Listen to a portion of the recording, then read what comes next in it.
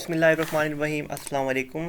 Welcome to Superior Education Institute. In this video, we are going to cover review question chapter number 10.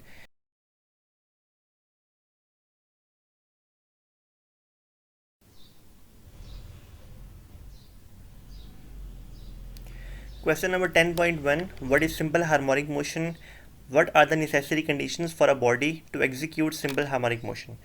पहले हमें definition लिखनी है simple harmonic motion की. Simple harmonic motion occurs when the net force is directly proportional to the displacement from the mean position and is always directed towards the mean position. यानी कि simple harmonic motion तब अकर होती है जब उस object के ऊपर जो नेट फोर्स लग रही होती है वो डिस्प्लेसमेंट के जो वो ऑब्जेक्ट मीन पोजीशन से करता है उसके डायरेक्टली प्रोपोर्शनल होती है. सेकेंडली उस नेट फोर्स की डायरेक्शन मीन पोजीशन की तरफ होती है. इसको समझते हैं हम. यहाँ पे मैंने एक पेंडुलम ड्रॉ किया हुआ है. ये आपने आंसर में ड्रॉ नहीं करना है, सिर्फ आपको समझाने के लिए ड्रॉ किया गया है. इस पेंडुलम में शुरू में देखिए जो ऑब्जेक्ट जो बॉब है ये पॉइंट ओ पर है, यानी कि रेस्ट पोजीशन पर है. जब हम इस पॉइंट ओ से इस बॉब को मूव करवा के डिस्प्लेसमेंट करवा के पॉइंट ए पर लेकर आएंगे तो क्या होगा, पॉइंट ए पर लाकर इसके ऊपर एक रिस्टोरिंग फोर्स लगेगी जो पॉइंट ओ से लग रही है, जो उसको पॉइंट ए को मूव करवाएगी टुवर्ड्स ए ओ. जैसे ही हम इस बॉब को पॉइंट ए पर छोड़ेंगे ना तो ये बॉब पॉइंट ओ की तरफ मूव करने शुरू हो जाएगा रिस्टोरिंग फोर्स की वजह से. तो इसका मतलब ये है, और ये जो रिस्टोरिंग फोर्स होती है डिपेंड कर रही होती है आपकी डिस्प्लेसमेंट के ऊपर. जितना ज़्यादा आप पॉइंट ओ से बॉब को दूर लेके जाएंगे उतनी ज़्यादा उसके ऊपर नेट फोर्स यानी कि रिस्टोरिंग फोर्स लगेगी. तो पहली बात समझ आ गई कि नेट फोर्स रिस्टोरिंग जो नेट फोर्स होती है वो डिस्प्लेसमेंट की डायरेक्टली प्रोपोर्शनल होती है, और जो डिस्प्लेसमेंट होता है हमेशा वो मीन पोजीशन से हो रहा होता है, क्योंकि आप बॉब को हमेशा मीन पोजीशन से जो कि पॉइंट ओ है उससे दूर लेके जा रहे होते हैं. ठीक है. सेकंड बात, जो नेट फोर्स की डायरेक्शन होती है वो हमेशा मीन पोजीशन की तरफ होती है, क्योंकि आप बॉब को चाहे पॉइंट बी पर लेके जाएं चाहे पॉइंट ए पर लेके जाएं तो रिस्टोरिंग फोर्स क्या करती है, वो उस बॉब को उसकी मीन पोजीशन की तरफ लेकर आ रही होती है. इसका मतलब है कि रिस्टोरिंग फोर्स की जो डायरेक्शन है, नेट फोर्स की जो डायरेक्शन है वो हमेशा मीन पोजीशन की तरफ होती है. तो डेफिनेशन होगी. फिर सेकंड में हमने ये बताना है कि नेसेसरी कंडीशंस क्या है उस बॉडी के लिए जो एग्जीक्यूट कर रही है सिंपल हार्मोनिक मोशन. तो 4 कंडीशंस होती हैं जी. पहली कंडीशन है a body executing simple harmonic motion always vibrate about a fixed position. वो बॉडी जो सिंपल हार्मोनिक मोशन एग्जीक्यूट कर रही होती है वो हमेशा अपनी फिक्स पोजीशन के अराउंड वाइब्रेट कर रही होती है. फिक्स पोजीशन का मतलब है उसकी मीन पोजीशन. जैसे पेंडुलम के अंदर पॉइंट ओ जो है ना वो उसकी एक मीन पोजीशन है, उसकी फिक्स पोजीशन है. तो ये जो बॉब है ये हमेशा इस पॉइंट ओ के अराउंड ही रोटेट करेगा, इस पॉइंट ओ के अराउंड ही वाइब्रेट करेगा. कैसे, पॉइंट ओ से बॉब पॉइंट ए पर जाएगा, फिर ए से ओ पे आएगा, ओ से फिर बी पे जाएगा. तो वो इस तरह उसकी मूवमेंट हो रही है जो कि मीन पोजीशन के अराउंड हो रही है. ठीक है. सेकंड है जी, it's acceleration is always directed towards the mean position. हमें पता है जब भी किसी बॉडी के ऊपर फोर्स लगती है तो वो उसमें से एक्सेलरेशन प्रोड्यूस होती है. तो इस बॉब के अंदर जो एक्सेलरेशन होगी ना उसकी भी डायरेक्शन फोर्स की तरह मीन पोजीशन की तरफ ही होगी, मतलब एक्सेलरेशन की डायरेक्शन हमेशा टुवर्ड्स मीन पोजीशन होगी. थर्ड पॉइंट है the magnitude of acceleration is always directly proportional to the displacement from the mean position. जो फेस हमने फोर्स के केस में पढ़ा है कि जितना आप बॉब को डिस्प्लेसमेंट कवर करवाएंगे, जितना ज़्यादा बॉब को दूर लेके जाएंगे मीन पोजीशन से उतनी ज़्यादा उस बॉब के अंदर एक्सेलरेशन प्रोड्यूस होगी. ठीक है. फिर acceleration will be zero at mean position. Acceleration mean position पे जीरो होगी क्योंकि उस मीन पोजीशन पे बॉडी रेस्ट पर है, वो मूव नहीं कर रही, इसलिए उसके ऊपर एक्सेलरेशन जीरो होगी मीन पोजीशन पे. और सेकंड बात यह है कि एक्सेलरेशन जो है फोर्स की वजह से होती है. फोर्स मीन पोजीशन पे जीरो होती है ना, तो इस वजह से एक्सेलरेशन भी जो होगी मीन पोजीशन पे जीरो होगी. Secondly it will be maximum at the extreme position, जबकि वो एक्सट्रीम पोजीशन पे क्योंकि रिस्टोरिंग फोर्स मैक्सिमम होती है एक्सट्रीम पोजीशन पे, इसलिए एक्सेलरेशन भी जो है मीन पोजीशन पे मैक्सिमम होगी. फिर फोर्थ पॉइंट है its velocity is maximum at mean position. इसकी वेलोसिटी जो होती है मीन पोजीशन पे मैक्सिमम होगी जबकि एक्सट्रीम पे जीरो होगी. इसको समझ लेते हैं पॉइंट को. देखिए जब मैं बॉब को पॉइंट ओ से पॉइंट ए पर लेकर आया हूँ, पॉइंट ए पर अभी वो रेस्ट पर है, मैंने उसको होल्ड किया हुआ है, तो उसकी जो वेलोसिटी है पॉइंट ए पर वो जीरो है. जैसे ही मैं उस बॉब को छोड़ूंगा तो बॉब जो है वो वहाँ से पॉइंट ओ की तरफ मूव करेगा और इसकी जो स्पीड है time with the passage of time वो इंक्रीज़ करती जाएगी. और जब वो पॉइंट ओ पर पहुंचेगा बॉब तो उसकी जो स्पीड होगी वो मैक्सिमम होगी. फिर जब वो पॉइंट ओ से पॉइंट बी पे मूव कर रहा होगा तो उसकी स्पीड दोबारा डिक्रीज़ करेगी और पॉइंट बी पे जाके उसकी स्पीड फिर जीरो हो जाएगी. तो इसका मतलब है कि वेलोसिटी मीन पोजीशन पे जो कि उसका फिक्स पोजीशन होती है वहाँ पे मैक्सिमम होती है, जबकि एक्सट्रीम पोजीशन पे वेलोसिटी जीरो होती है. क्वेश्चन नंबर 10.2 को देखते हैं हम लोग. 10.2 है जी, think of several examples of motion in everyday life that are simple harmonic. हम लोगों ने अपनी डेली लाइफ से कुछ एग्जाम्पल्स बतानी है सिंपल हार्मोनिक मोशन की. ठीक है. तो बुक में से आपको जो एग्जाम्पल्स दी हैं मैंने वही यहाँ पर कोट किए हुए हैं. फर्स्ट एग्जाम्पल है motion of mass attach to a spring. Second example है motion of ball in a bowl. Third है जी मोशन ऑफ सिंपल पेंडुलम. और फोर्थ है motion of a guitar string. जब हम गिटार की स्ट्रिंग को बजाते हैं तो क्या होता है, उसका जो स्ट्रिंग होता है ना वो अपने रेस्ट पोजीशन से टू एंड फ्रो मूव कर रहा होता है, तभी एक साउंड प्रोड्यूस हो रही होती है। ठीक है, तो ये भी एक सिंपल हार्मोनिक मोशन की एग्जाम्पल है। क्वेश्चन नंबर 10.3 है what are damped oscillations, how damping progressively reduces the amplitude of oscillation. अच्छा जी, हमसे वो ये पूछ रहा है कि डैम्प्ड ऑसिलेशंस क्या होती हैं और डैम्पिंग जो होती है कैसे ऑसिलेशंस की एम्पलीट्यूड को डिक्रीज कर रही होती है। पहले तो ऑसिलेशन का हमें पता होना चाहिए। ऑसिलेशन क्या होती है, जब भी कोई बॉडी अपनी मेन पोजीशन से टू एंड फ्रो मूव कर रही है तो उसे ऑसिलेशंस बोलते हैं। ठीक है, जैसे यहाँ पे पिछले क्वेश्चन में जिस तरह ये बॉब है, बॉब अपने मेन पोजीशन से टू एंड फ्रो मूव कर रही है ना, तो ये एक ऑसिलेशन है। अब वो ये कह रहा है कि डैम्प्ड ऑसिलेशन बताएं क्या होती है। इसकी डेफिनेशन देख लेते हैं। पहले हमने इसकी डेफिनेशन लिखनी है। डेफिनेशन की हम लोगों ने हेडिंग दी, आगे लिखा था oscillation of a system in the presence of some resistive force are called damped oscillation. System की वो ऑसिलेशन जो किसी रेजिस्टिव फोर्स की मौजूदगी में होती है उसे हम डैम्प्ड ऑसिलेशंस बोलते हैं। अच्छा, इस वाले केस में ना हम लोगों ने ये डिस्कस भी किया है टॉपिक के अंदर, जो मैंने वीडियो अपलोड की हुई है, कि हम लोग इनको कंसिडर करते हैं कि ये आइडियल केसेस के अंदर है, यानी कि इसके ऊपर कोई फोर्स नहीं लग रही, रेजिस्टिव फोर्स कोई नहीं है। तो रेजिस्टिव फोर्स कोई नहीं होगी तो ये हमेशा जो बॉब है वो अपनी मेन पोजीशन के अराउंड रोटेट करता रहेगा। लेकिन अगर कोई रेजिस्टिव फोर्स होगी, यानी कि आपको पता है एयर फ्रिक्शन होती है, तो उससे क्या होगा, इसकी जो मोशन होगी वो हमेशा के लिए नहीं रहेगी, बल्कि with the passage of time इसकी जो मोशन है वो कम होती जाएगी। यानी कि इनका जो एक्सट्रीम पॉइंट्स हैं वो करीब आते जाएंगे मीन पॉइंट्स के, और एक वक्त आएगा जब उनका एक्सट्रीम पॉइंट मीन पॉइंट ही बन जाएगा, यानी कि वो मीन पोजीशन पर ही बॉब आ जाएगा। ठीक है, तो डैम्प्ड ऑसिलेशंस क्या होती हैं फिर, ऑसिलेशन सिस्टम की in the presence of some resistive force, उसको हम डैम्प्ड ऑसिलेशंस बोलते हैं। अब हमने ये बताना है कि डैम्पिंग कैसे एम्पलीट्यूड को रिड्यूस कर रही होती है। एम्पलीट्यूड क्या होता है पहले हमें ये पता होना चाहिए। एम्पलीट्यूड बेसिकली डिस्टेंस होता है आपका मीन पोजीशन से लेके एक्सट्रीम पोजीशन तक का, यानी कि पॉइंट ओ से लेके पॉइंट बी तक जो डिस्टेंस है ना उसको आप एम्पलीट्यूड बोलते हैं। तो हमने ये बताना है डैम्पिंग कैसे इसको रिड्यूस कर रही होती है। तो vibratory motion of ideal systems in the absence of any friction और resistance continues indefinitely under the action of a restoring force. जो हमने पीछे पढ़ा है कि जब हम आइडियल सिस्टम्स की बात करते हैं तो उसमें वाइब्रेटरी मोशन हमेशा चलता रहता है बॉडी का, क्योंकि आइडियल सिस्टम्स के अंदर कोई फ्रिक्शन को हम कंसिडर नहीं कर रहे होते, कोई रेजिस्टिव फोर्स को हम कंसिडर नहीं कर रहे होते, जिसका मतलब ये होता है कि जो ऑब्जेक्ट है वो इनडेफिनेटली यानी कि इनफाइनाइट टाइम के अंदर वो रोटेट करता रहेगा, वो वाइब्रेट करता रहेगा अपनी मीन पोजीशन के around under the action of a restoring force की वजह से प्रैक्टिकली। लेकिन अगर हम रियल बेसिस पे बात करें तो तमाम सिस्टम्स के अंदर the force of friction retards the motion. तो एक फोर्स ऑफ फ्रिक्शन पाई जाती है, एयर के अंदर भी फोर्स ऑफ फ्रिक्शन है। अगर आप किसी अर्थ के ऊपर चल रहे हैं तो अर्थ भी आपको फ्रिक्शन जो है लगा रहा होता है। तो रियल केसेस में क्या होता है, फोर्स ऑफ फ्रिक्शन जो होती है वो इस मोशन को रिटार्ड कर रही होती है, इसे रोक रही होती है। So the system do not oscillate indefinitely, ताकि जो सिस्टम है ना वो हमेशा के लिए ऑसिलेट ना करता रहे, वो रिटार्ड करके एक टाइम है जब वो रेस्ट पर आ जाए, रुक जाए। The friction reduces the mechanical energy of the system as time passes.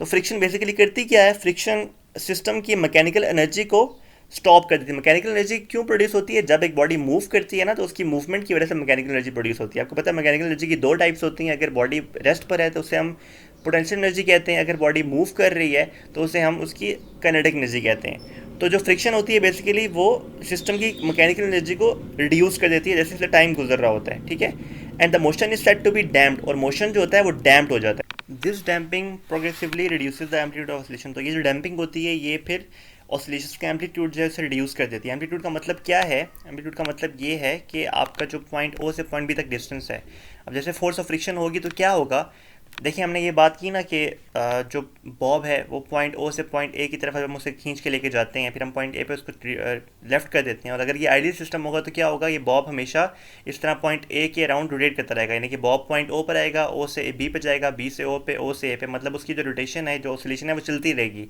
Indefinite times के लिए। लेकिन अगर हम रियल सिस्टम की बात करते हैं तो रियल सिस्टम के अंदर यानी कि डैम्पिंग के अंदर क्या होता है, आपके पास एक फोर्स ऑफ फ्रिक्शन होती है जो इस बॉब को मूवमेंट के दौरान रिस्ट्रिक्ट कर रही होती है, उसे रोक रही होती है। तो क्या होता है बेसिकली कि जो बॉब है ना, फर्स्ट टाइम तो हो सकता है ये ओ से गुजर के पॉइंट बी पर चला जाए, लेकिन नेक्स्ट टाइम जब पॉइंट बी से बॉब ओ पर आएगा तो वो उस ए पॉइंट पर नहीं जाएगा, बल्कि उसकी मोशन जो है वो कम हो जाएगी, अब वो कम डिस्टेंस पर जाएगा। हो सकता है वो इस पॉइंट पर आके रुक जाए, फिर इस पॉइंट से वापस आएगा, पॉइंट ओ से होता है फिर हो सकता है इस पॉइंट पे आके रुक जाए। तो यानी कि उसकी जो एम्पलीट्यूड है मीन पोजीशन से एक्सट्रीम पोजीशन तक वो कम होता जा रहा है, और एक वक्त आएगा कि उसकी जो रोटेशन होगी बिल्कुल कम हो जाएगी और वो रेस्ट पोजीशन पर आ जाएगा, बिल्कुल उसकी ख़त्म हो जाएगी ऑसिलेशन। तो इस तरीके से जो डैम्पिंग होती है वो ऑसिलेशंस के अंदर जो उसकी जो एम्पलीट्यूड होता है उसे रिड्यूस कर रही होती है। ठीक है, अब नेक्स्ट क्वेश्चन है 10.4, how can you define the term wave. आप वेव को कैसे डिफाइन कर सकते हैं। Elaborate the difference between mechanical and electromagnetic waves, give example of each. हम सबसे पहले इनको डिफाइन करते हैं वन बाय वन, मतलब वेव को डिफाइन करते हैं। डेफिनेशन ऑफ वेव क्या है।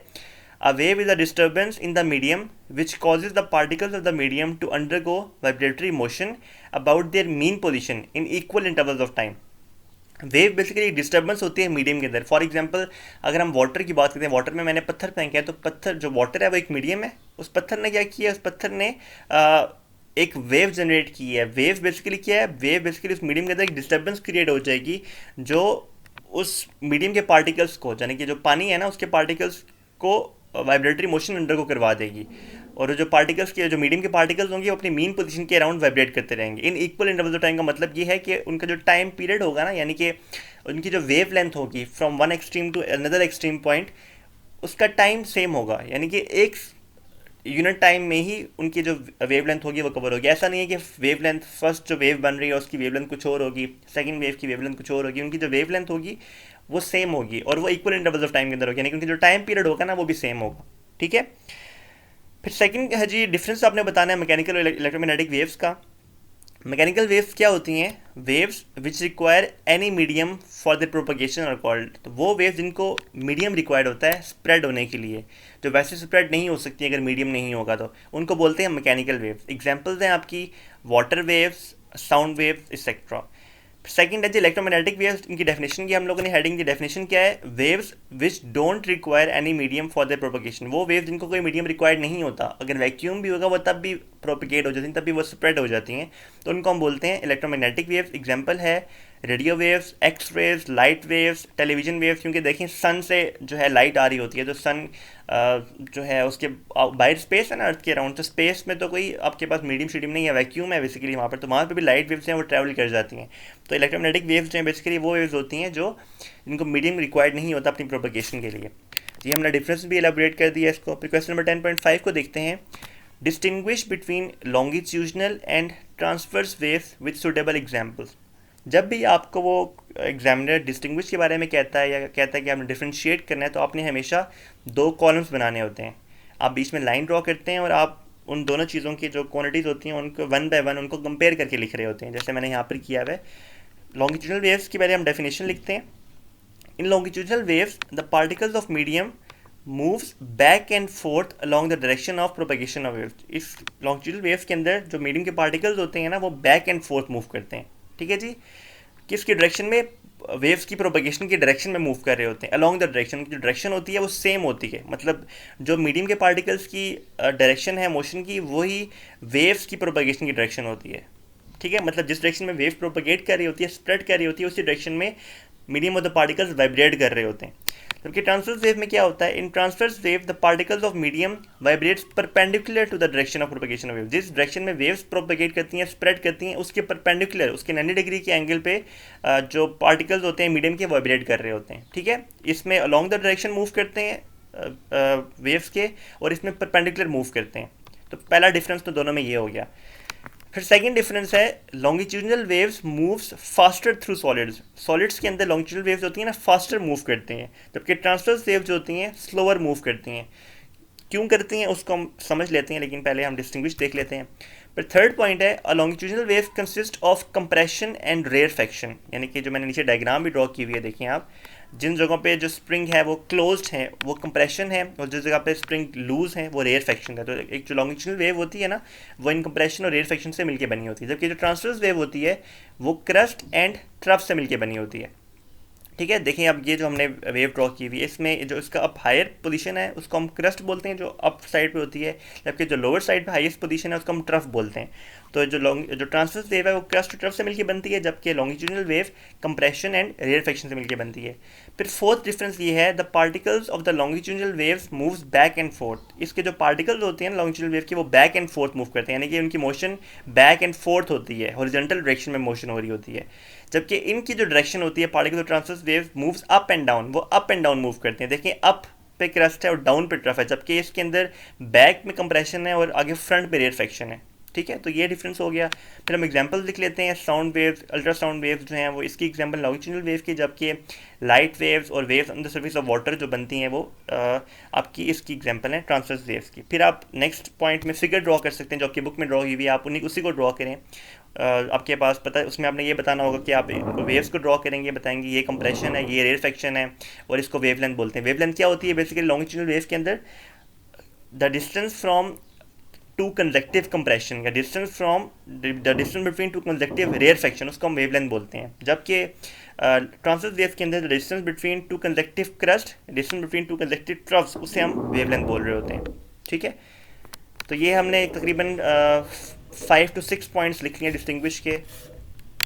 आपने कम से कम 3 लिखने होते हैं क्योंकि क्वेश्चन आपका 3 मार्क्स का होता है, तो आपने कभी भी किसी भी जब आप डिस्टिंग्विश करें तो आपने 3 पॉइंट से कम नहीं लिखने, 3 से ज़्यादा जितने आप लिखते हैं उतना अच्छा है। ठीक है, अब नेक्स्ट क्वेश्चन है question number 10.6। Draw a transverse wave with an amplitude of 2 centimetre and a wavelength of 4 centimetre. हम लोगों ने एक ट्रांसवर्स वेव ड्रॉ करनी है। ट्रांसवर्स वेव आपको पता है कौन सी होती है? ये वाले जिसके जो पार्टिकल्स होते हैं वो अप एंड डाउन मूव कर रहे होते हैं। ठीक है, और उनका जो एम्पलीट्यूड हो वो 2 सेंटीमीटर हो। एम्पलीट्यूड क्या होता है बच्चे? एम्पलीट्यूड होता है द डिस्टेंस फ्रॉम जो आपका क्रस्ट है ना, जो आपका एक हाई पोजीशन है वहाँ से लेके मीन पोजीशन तक का जो डिस्टेंस होता है उसको आप एम्पलीट्यूड बोल रहे होते हैं।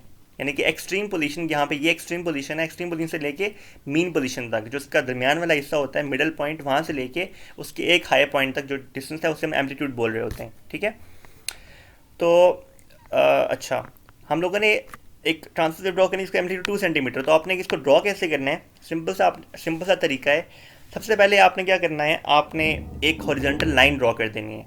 ठीक है, जैसे मैंने यहाँ पर हॉरिजॉन्टल लाइन ड्रॉ की। हॉरिजॉन्टल लाइन ड्रॉ करने के बाद आपने स्केल की मदद से आपने मेयर करना है कि वर्टिकल 2 सेंटीमीटर मेयर कर लेना है। जहाँ पे 2 सेंटीमीटर आ रहा होगा आपने वहाँ पे एक पॉइंट लगा दिया, यानी कि ये 2 सेंटीमीटर इसकी वर्टिकल हाइट है। ठीक है, फिर आपने उस पॉइंट के ऊपर स्केल रखना है और हॉरिजॉन्टल मेयर करना है कि 4 सेंटीमीटर कहाँ तक जा रहा है। यानी कि इधर आपने स्केल रखा 0 1 2 3 4 काउंट के, जहाँ पे 4 सेंटीमीटर आएगा आपने वहाँ पर पॉइंट लगा दिया। ठीक है, फिर आपने क्या करना है, इस पॉइंट से जो आपके पास फर्स्ट पॉइंट था वहाँ से आपने ऐसे करके एक वेव ड्रॉ कर देनी है यूँ। ठीक है, मतलब यहाँ से स्टार्ट होगी वेव इस पॉइंट से लेके यूँ और आपने इस पॉइंट तक लेकर आ जानी है। तो फिर इस पॉइंट से लेके यहाँ तक जो आपका डिस्टेंस होगा वो एम्पलीट्यूड कहलाएगा, जो कि 2 सेंटीमीटर हमने ड्रॉ किया हुआ है, और यहाँ से लेके यहाँ तक जो आपका डिस्टेंस कहलाएगा वो वेवलेंथ होगी जो कि 4 सेंटीमीटर बन जाएगी। ठीक है, तो ये इस तरह आप इसको ड्रॉ कर सकते हैं। आपने फिर लेबल भी कर देना है कि ये जो इसकी हाईएस्ट पोजीशंस हैं ये क्रस्ट हैं, जबकि जो नीचे वाली हाईएस्ट पोजीशंस हैं मतलब मीन पोजीशन से जो डाउनवर्ड्स होती हैं वो ट्रफ्स हैं, डाउनवर्ड्स मोशंस पे। फिर नेक्स्ट क्वेश्चन 10.7 देखते हैं। Derive a relationship between velocity, frequency and wavelength of a wave. हमें एक रिलेशनशिप डिराइव करना है जिसमें वेलोसिटी, फ्रीक्वेंसी और वेवलेंथ आपस में इंटरलिंक्ड हो, और हमने एक फॉर्मूला लिखना है relating velocity of a wave to its time period and wavelength. यानी कि हम लोगों ने 2 फॉर्मूलाज लिखने हैं, एक के अंदर वेलोसिटी आ रही हो, फ्रीक्वेंसी आ रही हो, वेवलेंथ आ रही हो, और दूसरा फॉर्मूला हम लोगों ने लिखना है जिसके अंदर वेलोसिटी आ रही हो, टाइम पीरियड आ रहा हो और वेवलेंथ आ रही हो। हमें ये पता है कि जो वेलोसिटी होती है वो डिस्टेंस डिवाइड बाई टाइम की इक्वल होती है, तो हम लोगों ने लिखा v इक्वल्स टू d/t। अब हम ये कहते हैं कि if time covered by wave by moving from one point to another is equals to time period. हम कहते हैं कि अगर एक वेव जो है एक पॉइंट से दूसरे पॉइंट पे मूव कर रही है तो वो जितना टाइम लगा रही है अगर वो उसके टाइम पीरियड के इक्वल हो जाता है। टाइम पीरियड क्या होता है? बेसिकली टाइम पीरियड होता है कि जो एक वेव है उसका जो एक ऑसिलेशन है वो कितने टाइम में हो रहा है उसको आप टाइम पीरियड बोलते हैं। यानी कि वेव का जो एक ऑसिलेशन है, इसके केस में जो क्रस्ट से ट्रफ पे आ रही है, मतलब उसकी जो वेव लेंथ है वो कितने टाइम के अंदर कवर हो रही है, वेव लेंथ का जो डिस्टेंस कितने टाइम के अंदर कवर हो रहा है वो टाइम पीरियड कहला रहा होता है। तो यहाँ पर अगर हम कहते हैं कि जो टाइम वेव कवर कर रही है एक पॉइंट दूसरे पॉइंट पे मूव करते वक्त अगर वो टाइम पीरियड के इक्वल होती है, then the distance covered by the wave will be equal to 1 wavelength. जो वेव डिस्टेंस कवर करेगी ना एक पॉइंट दूसरे पॉइंट तक वो उसकी वेवलेंथ के इक्वल हो जाएगा। ठीक है, hence the formula relating velocity of a wave to its time period and wavelength is. तो जो फार्मूला बन जाता है हमने सिंपल क्या करना है, डिस्टेंस की जगह वेवलेंथ पुट कर देना है जिसको हम ये सिंबल को बोलते हैं लैम्डा, जबकि टी की जगह जो टाइम उसकी जगह हम लोगों ने टाइम पीरियड पुट कर देना है। तो आपके पास जो सेकंड क्वेश्चन था, आपने फॉर्मूला लिखना था relating velocity of a wave time wavelength, तो आपने वो लिख दिया उसको, ठीक है। फिर जो आपका आंसर होता है ना, आप उससे इस तरह बॉक्स बना के शो कर दिया करें, ये प्रेजेंटेबल होता है, टीचर को फ़ौरन जो है आंसर पता चल जाता है, उसे पढ़ना नहीं पड़ता, और ये आपके लिए बेनिफिशियल होता है। फिर आपको ये भी पता है कि बट जो टाइम पीरियड है वो फ्रीक्वेंसी का रेसिप्रोकल होता है। रेसिप्रोकल का मतलब होता है उसका इन्वर्स होता है, तो इसका मतलब है that is T equals to 1/f, therefore the above equation becomes, आपने सिंपल टी की जगह 1/f पुट कर देना है, तो ये बन जाएगा v equals to F lambda. T नीचे है तो इसका रेसिप्रोकल है तो f ऊपर आ जाएगा। तो आपने रिलेशनशिप भी डिराइव कर दी है जो वेलोसिटी, फ्रीक्वेंसी और वेवलेंथ के दरमियान है। नेक्स्ट क्वेश्चन पर आते हैं 10.8 के ऊपर। Waves are the means of energy transfer without transfer of matter. कह रहा है कि जो वेव्स होती हैं ना वो एनर्जी ट्रांसफ़र की मीन्स होती हैं, यानी कि वो एनर्जी ट्रांसफ़र करती हैं, मैटर ट्रांसफ़र नहीं करती हैं, बल्कि एनर्जी ट्रांसफ़र कर रही होती हैं, ठीक है। मतलब सिर्फ एनर्जी ट्रांसफ़र हो रही होती है, वो कोई मैटर ट्रांसफ़र नहीं हो रहा होता। वेव्स एक ऐसी चीज़ है, आपने इस स्टेटमेंट को जस्टिफाई करना है कि वेव कैसे ट्रांसफ़र करती है एनर्जी को, जबकि मैटर को ट्रांसफ़र नहीं कर रही होती। तो इसका आंसर है जी, energy can be transferred from one place to another through wave, ठीक है। हम वेव्स के थ्रू एनर्जी को वन प्लेस दूसरे प्लेस तक ट्रांसफ़र करते होते हैं। फॉर एग्जाम्पल क्या है, when we shake the stretch string up and down, अगर हम किसी रोप को समझ लें, रोप को जब हम ऊपर नीचे उसको जर्क कर रहे होते हैं, ठीक है, तो क्या होता है, we provide our muscular energy to the strings, हम उस स्ट्रिंग्स को, उस रस्सी को, उस धागे को हम अपनी मस्कुलर एनर्जी प्रोवाइड कर रहे होते हैं। हमारी जो बॉडी में एनर्जी होती है हम वो उस स्ट्रिंग को दे रहे होते हैं।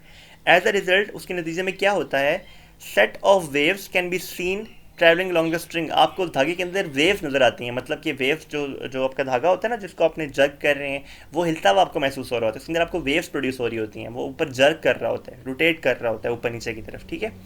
The vibrating force from the hand disturbs the particle of string, जो आपके हैंड से वाइब्रेटिंग फोर्स निकलती है ना, वो उस स्ट्रिंग के पार्टिकल्स को डिस्टर्ब कर देती है। पहले वो रेस्ट पर थे, लेकिन जब आपने उसको जर्क किया है ना, तो उसके जो पार्टिकल्स होते हैं स्ट्रिंग के, वो डिस्टर्ब हो जाते हैं और वो मोशन में आ जाते हैं, ठीक है। फिर these particles transfer energy to the adjacent particles, जो पार्टिकल्स आपके हाथ के करीब होते हैं पहले वो एनर्जी देते हैं, आपकी मैकेनिकल एनर्जी, फिर उन पार्टिकल्स के साथ जो पार्टिकल्स होते हैं वो पार्टिकल अपनी एनर्जी उसको ट्रांसफ़र कर देते हैं।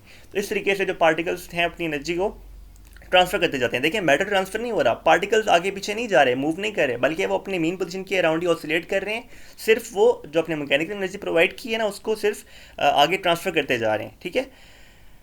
अच्छा जी, थस एनर्जी इज ट्रांसफॉर्म, अच्छा these particles transfer energy to the adjacent particle in the string, ठीक है। Thus energy is transferred from one place to of the medium to another in the form of waves. इसका मतलब है कि जो energy है वो वेव्स की फॉर्म में एक पॉइंट से दूसरे पॉइंट तक ट्रांसफ़र हो जाती है। Moreover, the energy of the wave depends upon the amplitude of the wave. जितना एम्पलीट्यूड वेव का ज़्यादा होता है ना, जितना आप उसको ज़ोर से जर्क करेंगे, जितना ज़्यादा आप उसको उसके मीन पोजीशन से ऊपर या नीचे लेकर जाएंगे, यानी कि उसको दूर लेकर जाएंगे, उतनी ज़्यादा उसकी अंदर जो एनर्जी है वो प्रोड्यूस होगी, ठीक है। तो energy of the wave depend करती है एम्पलीट्यूड के ऊपर। Hence it is justified that waves are the means of energy transfer without transfer of matter. इसका मतलब है कि जो वेव्स होती हैं वो सिर्फ एनर्जी को ट्रांसफ़र कर रही होती हैं, ट्रांसफर मैटर ट्रांसफर नहीं होता, सिर्फ एनर्जी ट्रांसफर हो जाती है, ठीक है। फिर क्वेश्चन नंबर 10.9 है, explain the following properties of waves with reference to ripple tank experiment. तो रिपल टैंक एक्सपेरिमेंट के थ्रू हमने इन तीन चीज़ों को एक्सप्लेन करना है। आपकी बुक में ही जो डेफिनेशन दी गई है हम उसी को फॉलो कर लेते हैं। आप साथ डायग्राम आपने लाजमी ड्रॉ करनी है इन क्वेश्चन के अंदर।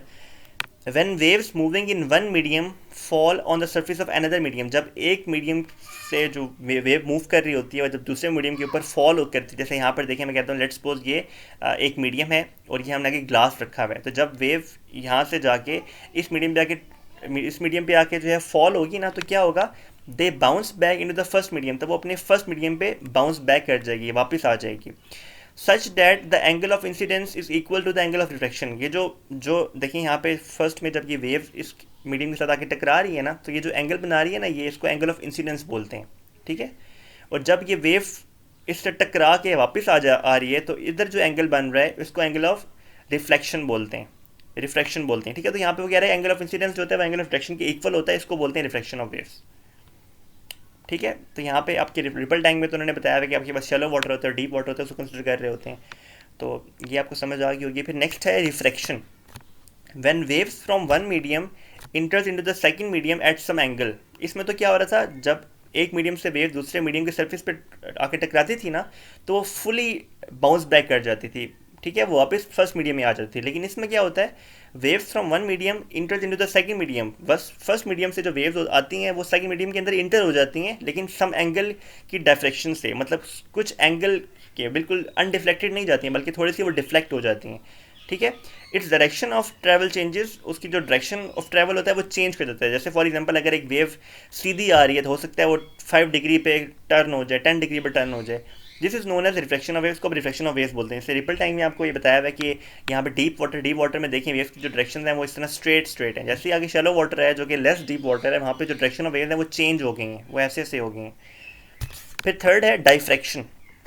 डाइफ्रैक्शन क्या होती है, द बेंडिंग और spreading of waves around the sharp edges और कॉर्नर ऑफ ऑब्स्टिकल्स और स्लिट्स इज कॉल्ड डाइफ्रैक्शन। अगर आप वेव्स के रास्ते में कोई ऑब्स्टिकल रख देते हैं, कोई रुकावट रख देते हैं, तो वेव्स क्या करती हैं, बेसिकली वेव्स उस ऑब्स्टिकल के अराउंड जो है शार्प एजेस बना लेती हैं। मतलब शार्प एजेस के अराउंड जो है स्प्रेड होने शुरू हो जाती हैं, वो एक सर्कल्स टाइप बनाने शुरू हो जाती हैं, उनकी बेंडिंग होने शुरू हो जाती है। जिस तरह यहाँ पर ये एक स्लिट रखी हुई है ना, ये भी स्लिट है, इसके जो शार्प एजेस होंगे इसके अराउंड वो बेंड होने शुरू हो जाएगी। उसे तो सीधा जाना चाहिए था, लेकिन जैसे ही आपने स्लिट रखी तो क्या हो रही है, वो बेंड हो रही है।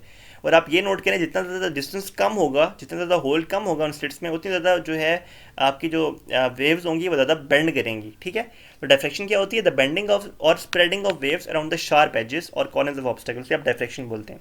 तो आपने फिगर्स वही ड्रॉ करनी है जो आपकी बुक में दी हुई हैं। रिफ्लेक्शन की भी फिगर बुक में है, रिफ्लेक्शन की भी है और डायफ्रैक्शन की भी है। ठीक है, फिर क्वेश्चन नंबर 10.10 है, डज इंक्रीजिंग, जो कि हमारा लास्ट क्वेश्चन है, does increasing of frequency of wave also increase wave length. अगर हम किसी वेव की फ्रीक्वेंसी इंक्रीज करें तो क्या उसकी वेव लेंथ भी इंक्रीज होती है। इफ़ नॉट, अगर नहीं होती, how are the quantities related. तो ये क्वांटिटीज कैसे रिलेटेड हैं, तो पहले हम फर्स्ट पार्ट का आंसर देते हैं जो कि है no, increasing of frequency of wave does not increases its wavelength. क्यों, अब उसका हम प्रूव करते हैं। हमें ये पता है कि v जो है वो f लैम्डा के इक्वल होता है। हम लोगों ने पिछले इसी एक्सरसाइज में भी हम लोगों ने इसको सॉल्व किया है, इसको डिराइव किया हम लोगों ने। और इस इक्वेशन के अंदर जो v है वो वेलोसिटी है, f फ्रीक्वेंसी है, जबकि लैम्डा वेव लेंथ है। और हमें ये भी पता है, अगर हम इसको थोड़ा सा रीअरेंज कर दें, क्योंकि हमने फ्रीक्वेंसी का रिलेशन बताना है, हम फ्रीक्वेंसी को अलहदा कर दें, तो इक्वेशन बन जाएगी f equals to V divide by lambda. इसका मतलब ये है, अगर ये प्रोपोर्शनलिटी में कन्वर्ट हो, कि जो फोर्स है ना, जो f है, सॉरी फ्रीक्वेंसी है, ये वेव लेंथ के इन्वर्सली प्रोपोर्शनल है। यानी कि अगर हम फ्रीक्वेंसी को बढ़ाएंगे तो वेव लेंथ डिक्रीज होगी इंस्टेड ऑफ इंक्रीजिंग। तो आप लिख देंगे as frequency inversely proportional to wavelength, hence by increasing frequency wavelength of wave decreases. तो आपका ये कम्प्रिहेंसिव आंसर बन जाएगा। मैं उम्मीद करता हूँ कि आपको 10.10 तक 10.1 से सारे क्वेश्चन समझ आए होंगे। अगर आपको कोई भी क्वेश्चन समझ नहीं आया या कोई भी कन्फ्यूजन है इन क्वेश्चन के अंदर, तो आप प्लीज़ कॉमेंट सेक्शन में मुझसे पूछ सकते हैं। अपना ख्याल रखिएगा।